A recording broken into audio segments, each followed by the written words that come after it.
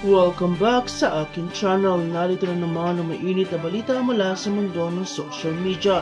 Isa na namang kontrobersyang yumanig sa mundo ng politika matapos lumabas ang balitang ayaw ni Pangulong Ferdinand Bongbong Marcos sa mga impeachment.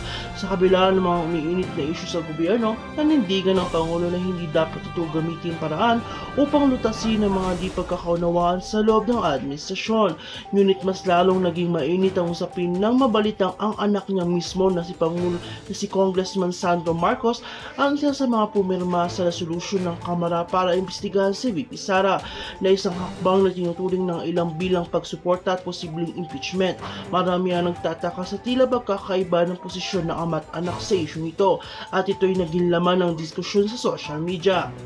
Ayon sa mga ulat, pinagtanggol ni Sandro Marcos ang kanyang desisyon at sinabing bahagi lamang ito ng kanyang trabaho bilang mambabatas na busisiin ang anumang usapin na may kinalaman sa pondo ng bayan. Ngunit sa kabila nito, hindi may kakailan na magkakaroon ito ng epekto sa pananaw ng publiko, lalo sa mga naniniwala at pagkakaisa ng Marcos sa Duterte camp.